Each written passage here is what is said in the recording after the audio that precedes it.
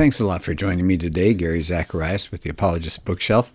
I've already done one previous blog on this book called The Holman Quick Source Guide to Christian Apologetics. Kind of a mouthful there. Doug Powell is the author, and Powell is a cool guy because he's got an unusual background. He's got a Master of Arts in Christian Apologetics. Okay, well, I know several people that have that, but he combines his expertise in that area with professional skills that he has in graphic design and music. And he creates all sorts of video and internet resources for discipleship and evangelism, and really an interesting person. So that's Doug Powell. And I want to do chapter 3 in this book. And chapter 3 is called, and by the way, this is just a general book of Christian apologetics, so it's got a lot of good stuff. So here's chapter 3, Does God Exist? And he talks about the design argument. So he said, what if you're walking through the woods and you find a watch that's lying on the ground? Said, would you say to yourself, just some random factors over time happened to form this watch. Just stray bits of metal just kind of fell together.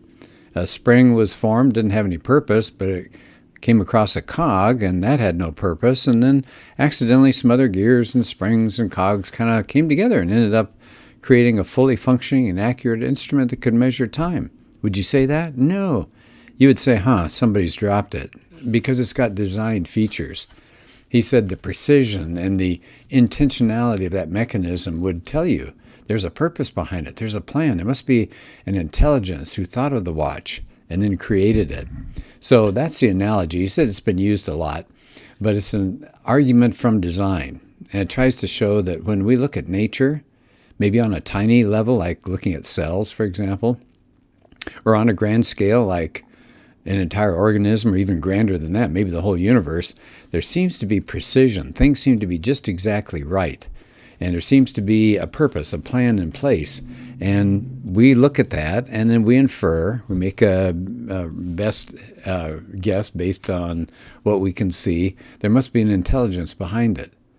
So we need to talk about it as a product of the mind, not chance, when we see these things.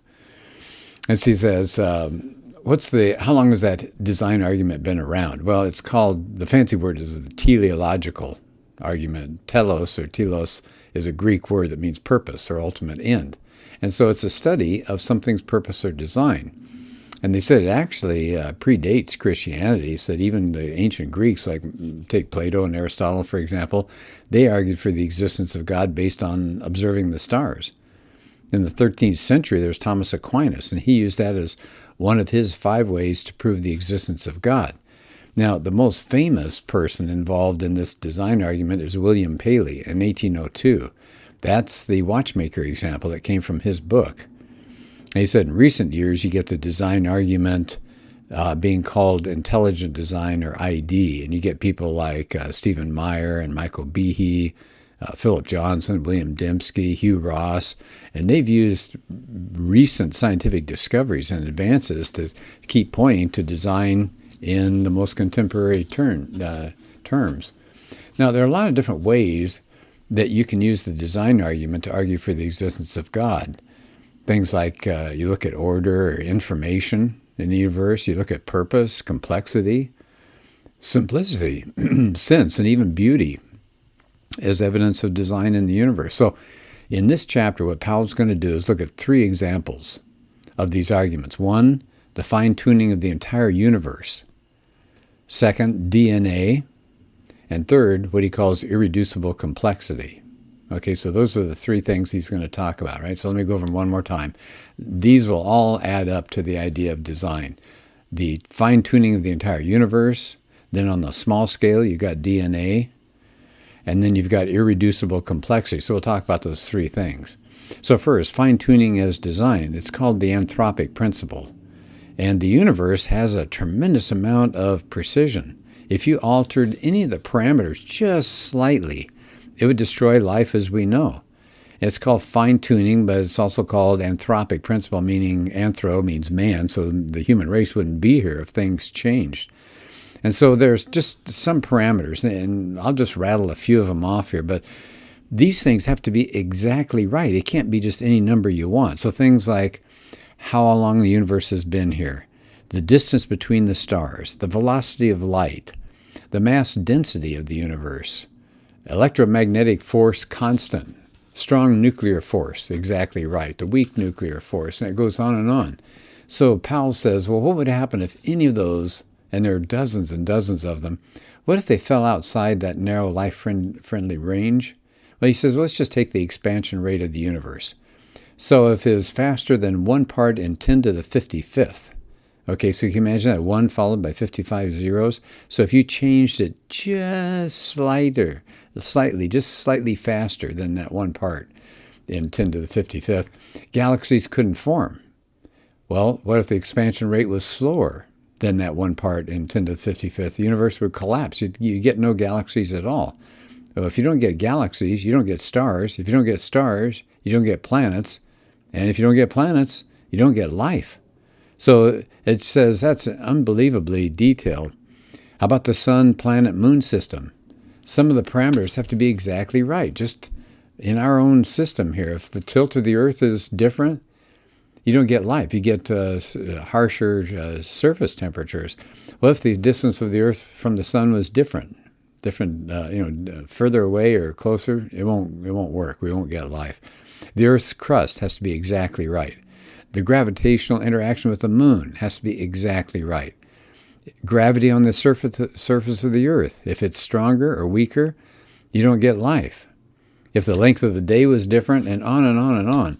It says, is that just an egocentric view of the universe just because we humans need that for us to live? And he said, well, that is a possibility, but we don't have any evidence whatsoever of life of any kind anywhere else in the universe.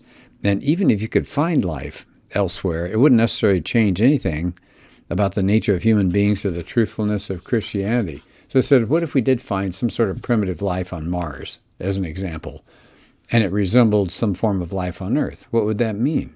That life on Earth came from Mars? Well, it's possible, but you know where we're going with this. Where'd the life on Mars come from? So the discovery wouldn't answer anything about our own origin. It'd just take our knowledge one step back in a chain of regression. That would have to have a beginning.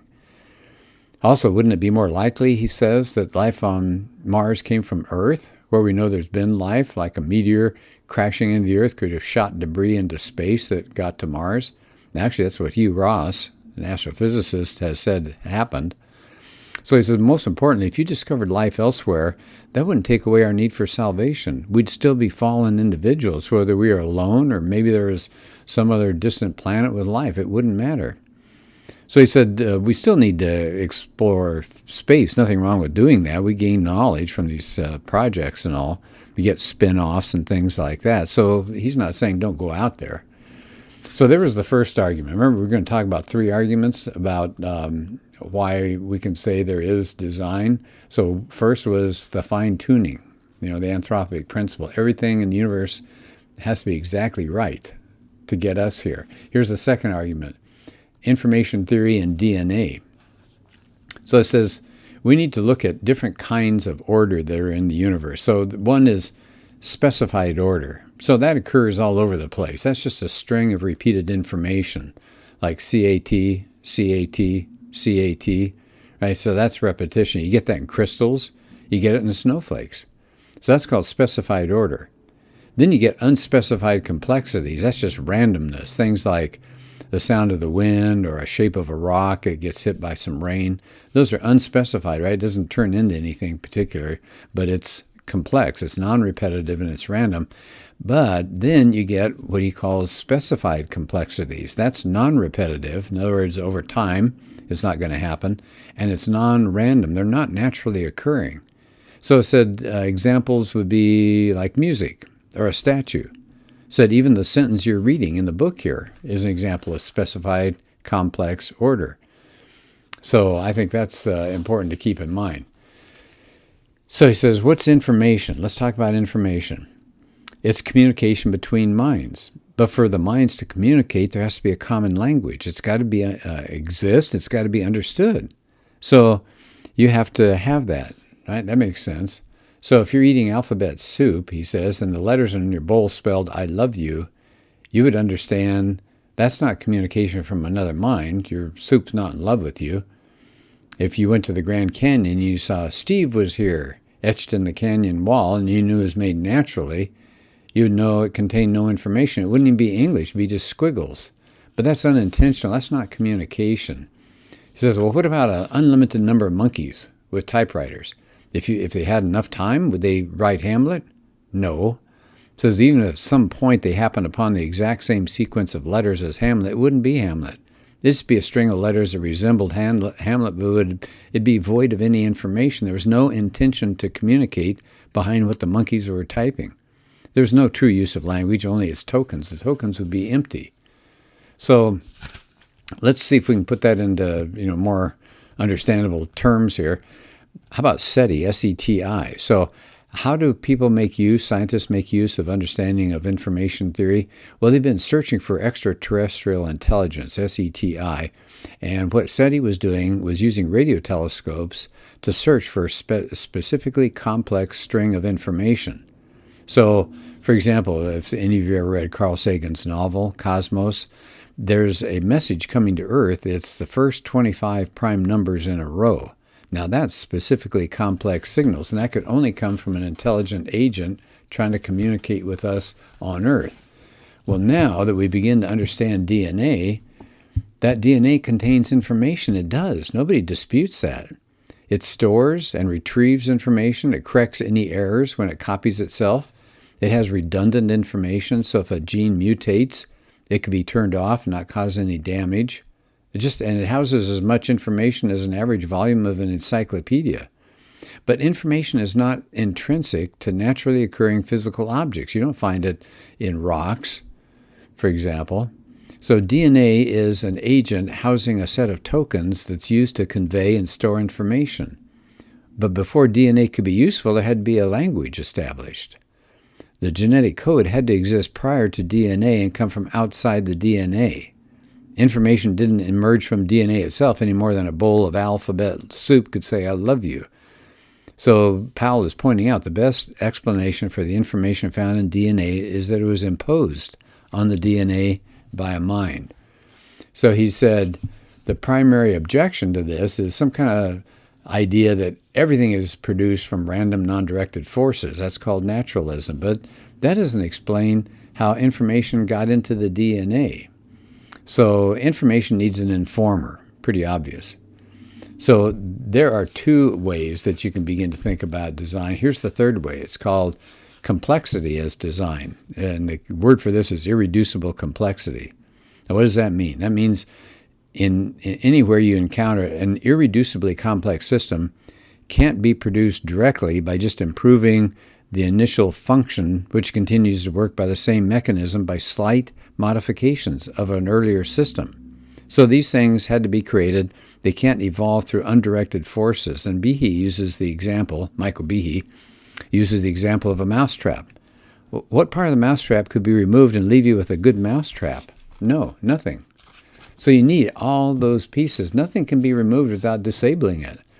Now, the mousetrap didn't start out as a piece of wood that caught a couple of mice, and then it mutated to get a spring, and that caught a few more, and then it set up a hammer, and that caught even more. No, the mousetrap is made of individual components, which, if you don't put them all together, they're useless to do what they're supposed to do. And if any individual component is subtracted from all of them, it's useless. Now, successive stages, as Behe is talking about, successive stages of development don't get you a mousetrap. The mousetrap could not evolve. It had to be conceived by a mind, then created by an intelligent agent with the power and the will to act.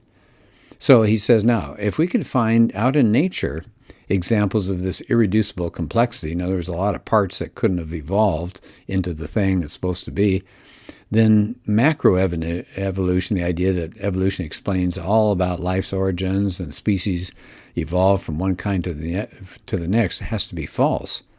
And so Michael Behe has that book, Darwin's Black Box, and I would highly recommend it. Behe uses cases like bacterial flagellum, blood clotting, animal cells, antibodies, and it says Behe argues that these things are irreducibly complex. And he gives one example of the whip. That's called a bacterial flagellum. It's like a whip-like part of a bacterium that allows it to move. It's kind of like an outboard motor, except it's water-cooled, has a universal joint, has gears for forward and reverse, can go to 100,000 RPM and then reverse within one spin, and can do self-assembly and repair. Now, how does that pull itself together just through random mutations? And he uses also the example of the human eye. 40 different components, each of which has a bunch of subcomponents. And if any one of those fails, it hurts your vision. So it sounds like a designer. Now somebody says, well, here comes an objection. It's just there are a number of different kinds of eyes in nature, and they have a bunch of different complexity, and that proves evolution. But what you see in nature is not a series of steps in an evolutionary change. You see a variety of irreducibly complex biological machines. So I think that's a really good point.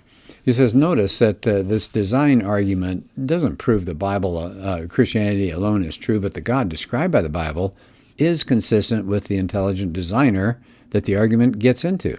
So Christianity and Judaism, of course, and Islam all describe an intelligent designer.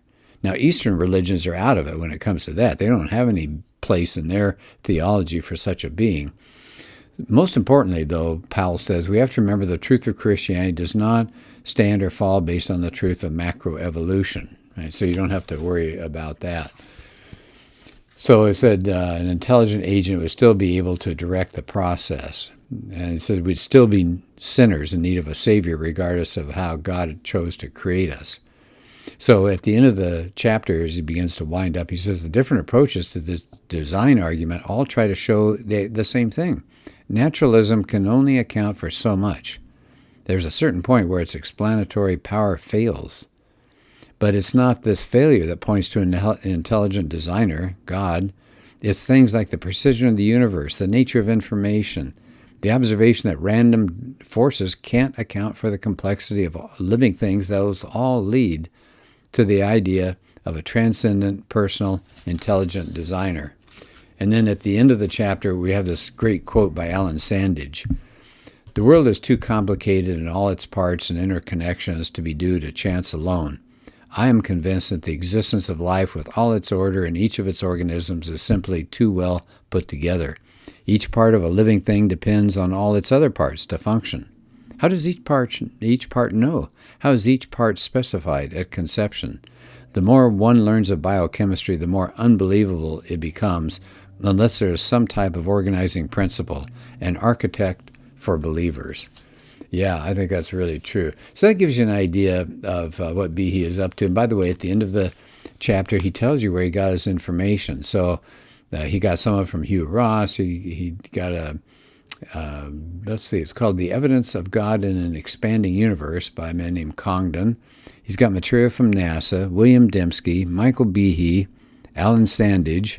By the way, you can find Alan Sandage's I think it's a fascinating little article called A Scientist Reflects on Religious Belief. That's on Leadership U. So if you go leaderu.com/truth/1 truth 15.html. If that's too much, just look up A Scientist Reflects on Religious Belief. That's Alan Sandage, Sandage. Well, thank you so much for being part of this podcast. The chapters, again, if you want this book and want to take a look at it, it's a little bit older, so you can find it, I assume, fairly cheap, maybe a used bookstore. Do miracles happen? What about prophecy, the resurrection? Is the Old Testament reliable? Is the New Testament reliable? Which God exists? What is apologetics? How can God allow evil? So these cover all these valuable things. But what sets this aside is the way it's put together. It's got beautiful artwork. It's got some interesting illustrations. And this is because Doug Powell has that interest in graphic design, and it shows. This is a really beautiful book to look at. The only thing I found a little odd about it is the size. It's long, and it's not very wide. It might maybe 4 or 5 inches. So it's kind of hard to open it up real well. But that's a minor thing. I think you'd enjoy the book. Okay, well, thank you for being part of this, and we'll tackle another topic in the next podcast of the Apologist Bookshelf.